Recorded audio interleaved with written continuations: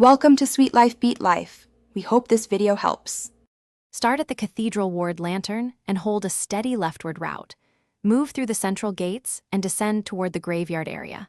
Clear minor enemies and watch for ambushes at narrow, choke points. Continue until you find the tomb entrance on the right side. Enter the tomb and progress down the spiral stairs for roughly 45 seconds.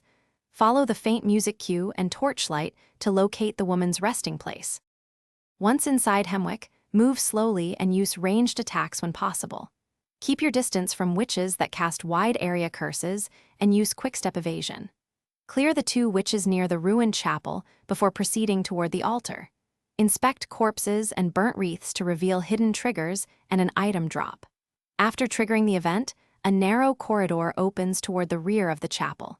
Proceed there to reach the only path. Approach the altar corridor carefully to trigger the reunion event with the mother. Be prepared for a brief ambush immediately after the cutscene ends. Use blood vials and quick weapon strikes to finish nearby foes quickly.